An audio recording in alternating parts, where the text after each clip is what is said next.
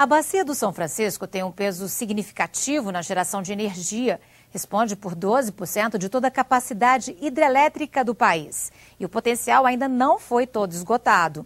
Vamos fazer agora uma viagem pelas principais usinas do complexo Chesf, a Companhia Hidrelétrica do São Francisco. Delmiro deu a ideia, Polônio aproveitou. Getúlio fez o decreto e Dutra realizou. A música de Luiz Gonzaga eterniza a história das usinas que nasceram em função das quedas d'água do Rio São Francisco. O industrial Delmiro Gouveia foi um visionário. Em 1913, construiu ao lado da Cachoeira de Paulo Afonso a usina de Angiquinho. Gerou energia para sua fábrica de linhas em Alagoas. Esse carro de boi foi usado para levar o material a um local de difícil acesso. Estava aberto o caminho para explorar o potencial energético do mais importante rio da região Nordeste. Uma ideia que Dom Pedro II vislumbrou em 1859, quando visitou a região. Do mirante da sede da Chesf, na Ilha do Urubu, os turistas ficam admirados até hoje. Eu fico assim até impressionada como é que um homem foi capaz de fazer assim, tanta coisa grande, bonito, no meio de tanta coisa bonita, ele soube aproveitar muito bem as pedras, a queda d'água, a própria natureza, as plantações, tudo lindo, perfeito. Eu estou sempre vindo aqui, cada vez que venho, me impressiono, me emociona, que a beleza é fantástica, não é isso? A Cachoeira de Paulo Afonso perdeu exuberância depois das usinas. É o preço pago para gerar energia. Queda d'água é beleza, mas do ponto de vista técnico pode representar desperdício se não for aproveitada. Quanto mais altura, maior pressão da água. E quanto mais volume, melhor. Fórmula que garante a vazão. Captada, a água cai em formato de caracol. Passa pelas turbinas, que tem uma espécie de ímã responsável por produzir a faísca elétrica. E assim, a energia mecânica é transformada em energia elétrica. Ela é transportada em cabos e conduzida por transformadores para subestações de energia e linhas de transmissão para toda a região. Em 1945, Getúlio Vargas assinou o decreto que criou a Companhia Hidroelétrica do São Francisco. Mas a Chesf só saiu do papel no governo Dutra, em 15 de março de 1948. Com uma barragem de concreto e o mesmo represamento, a Chesf projetou as usinas de Paulo Afonso 1, 2 e 3, uma ao lado da outra.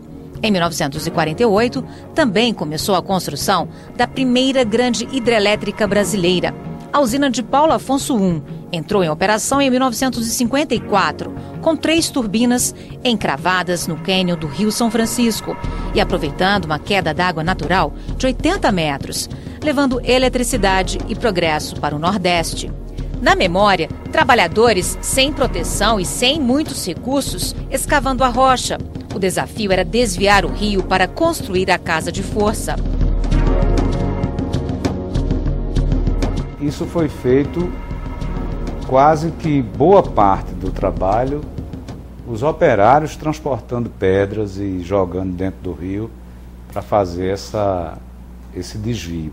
Foi a etapa mais difícil e a partir daí eu acho que a Engenharia Nacional já tinha capacidade para fazer túneis, mas sem a água, né? Quer dizer, precisava era tirar o rio.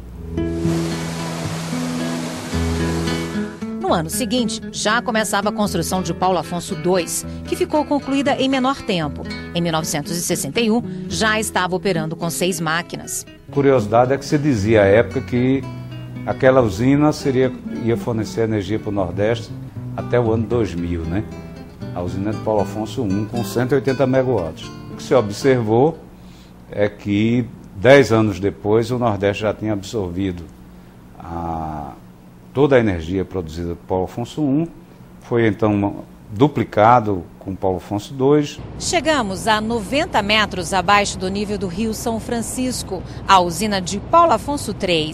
Ela foi construída na década de 70 e opera com 4 geradores que juntos produzem 800 megawatts de energia. Quando visitamos o complexo de Paulo Afonso em março, as máquinas das 3 usinas estavam sem operar, em manutenção.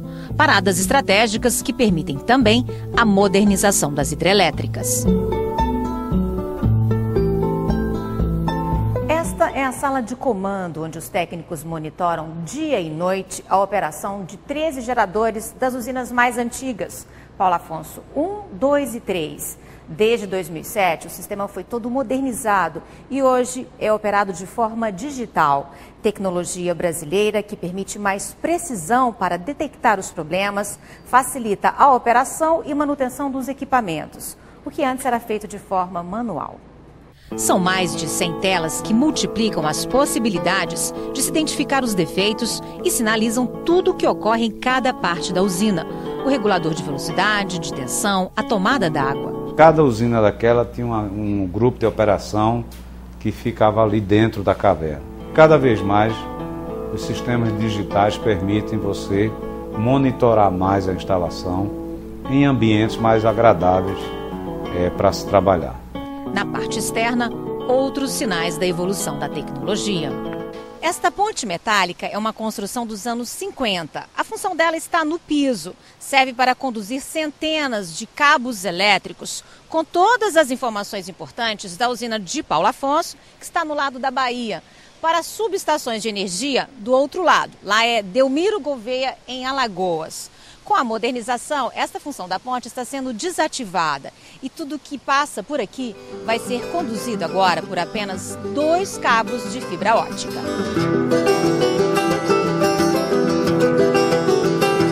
Depois de Paulo Afonso III, a Chesf construiu a usina de Apolônio Salles, antiga Mochotó, que opera desde 1977 com 3 máquinas. Mas foi Paulo Afonso IV, iniciada em 1971 e concluída em 1979, que trouxe reforço ao sistema com mais 6 máquinas e uma capacidade de gerar 2.460 megawatts de energia.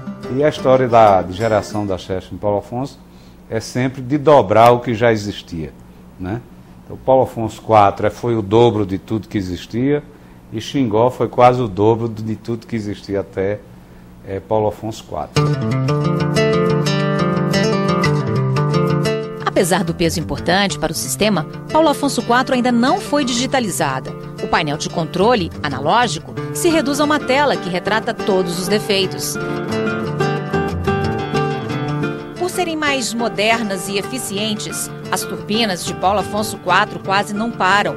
Hoje, com o sistema hidrelétrico de todas as regiões interligado, cabe ao operador nacional do sistema definir de onde vem a energia.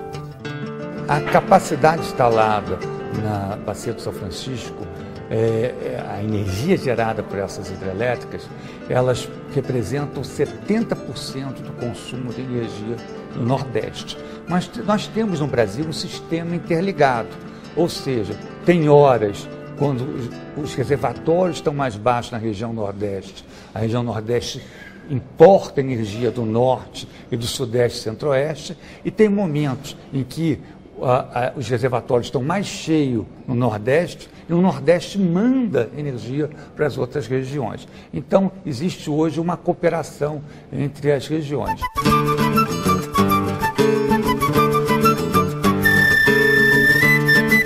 A 50 quilômetros de Paulo Afonso foi construída em 1979 a usina de Itaparica, que passou a se chamar Luiz Gonzaga, em homenagem ao rei do Baião. Ela fica em Petrolândia, em Pernambuco, e opera desde 1988 com 6 máquinas que produzem 1.479 megawatts de energia.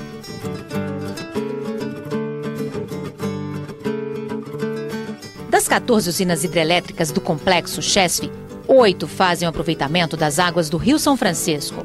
A maior delas é esta aqui, Xingó, que fica na divisa dos estados de Alagoas, Sergipe e Bahia. Ela começou a ser construída em 1987, levou 10 anos para ficar pronta e hoje opera com 6 máquinas que geram 3.100 megawatts de energia podendo expandir para 10 máquinas. Este é o espaço reservado para possíveis novas turbinas. O destaque de Xingó não foi nem a tecnologia, porque nós já tínhamos construído Paulo Afonso IV, uma usina na época maior do Brasil, com engenharia nacional também. Xingó certamente, eu creio que ainda é a usina de produção de energia mais barata construída no Brasil, em todo o tempo, né? E isso foi importante. Essa ampliação de Xingó é um projeto que existe para se produzir energia só no horário de ponta. Essa é uma coisa que a EPE, a Empresa de Pesquisa Energética, ainda está estudando, porque o investimento é muito alto para pouca energia. Neste trecho do Rio São Francisco, a profundidade original era de apenas 23 metros. A Chesf fez um túnel, represou o rio para gerar uma queda d'água de 138 metros, um ponto acima das serras de Sergipe. Quem visita a região conhece a história contada pelo ator e guia Fábio, que usa esta maquete 500 vezes menor do que o tamanho da usina de Xingó para ilustrar a obra. A região aqui favoreceu e muito a construção dessa hidrelétrica. Os paredões já estavam prontos, que no caso seriam os paredões do Quênia, tanto os paredões de Sergipe quanto os paredões de Alagoas. A Chesf teve que simplesmente bloquear a frente aqui, o final do cânion, e com isso formar a geração de energia. Xingó foi a primeira usina digitalizada do país, vital para toda a região Nordeste. São 12 comportas, 6 comportas de operação, 6 comportas de emergência. Então, as comportas de emergência, até o momento ainda não foi necessário, não houve a necessidade de a gente abri-las, mas a de operação, sim, elas foram abertas. Sem dúvida alguma, essas usinas lá da Bacia do São Francisco, para você ter uma ideia, as compensações financeiras atendem a cerca de 30 municípios. Em alguns municípios, essas compensações financeiras chegam a 20% do orçamento do município. As hidrelétricas da Chesf são um vetor de desenvolvimento regional muito importante.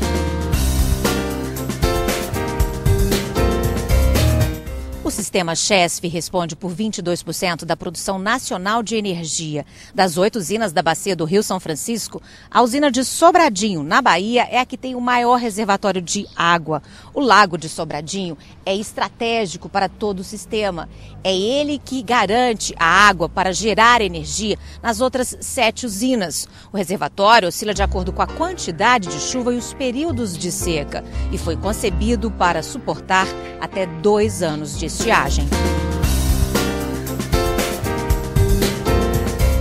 O reservatório tem cerca de 320 quilômetros de extensão e capacidade de armazenar 34 bilhões de metros cúbicos de água, formando o maior lago artificial do mundo. Sem chuva na nascente do São Francisco, o reservatório de Sobradinho chega a níveis críticos. Se não fosse Sobradinho e Itaparica, mesmo com todo o parque que tem Paulo Afonso e Xingó, nós estávamos produzindo a metade da energia que o rio produzia para nós. Então, naquela ocasião, foi muito importante a construção do reservatório de Sobradinho, que guarda a água no inverno e mantém a geração de energia por todo o ano e mantém outras atividades com o uso da água na região. A capacidade hidrelétrica do São Francisco ainda não se esgotou. Existem 3 projetos em estudo para o rio. Mas o Brasil investe em tecnologias alternativas e na construção de usinas mais eficientes com impacto ambiental menor, como o de Belo Monte, no rio Xingu, no Pará. Com certeza a tecnologia empregada na usina de Belo Monte e nas usinas da Amazônia ali, do Tapajós, do Rio Madeira, são todas, como não tem grandes barragens, elas são usinas de fluxo. Então, pela primeira vez no Brasil, nós estamos construindo grandes usinas com turbina bulbo, que é uma turbina de fluxo, ela não depende de queda. Nós estamos falando de capacidades muito parecidas, né?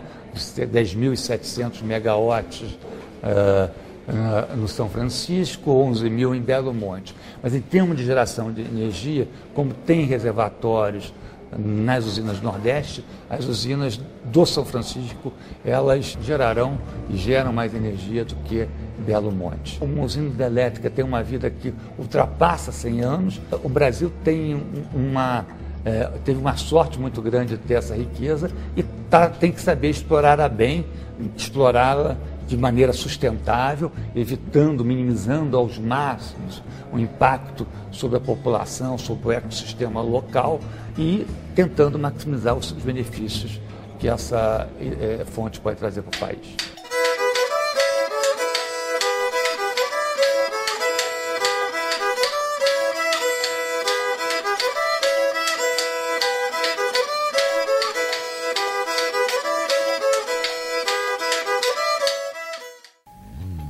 No próximo bloco, o polêmico projeto de integração das águas do São Francisco a outras bacias do Nordeste.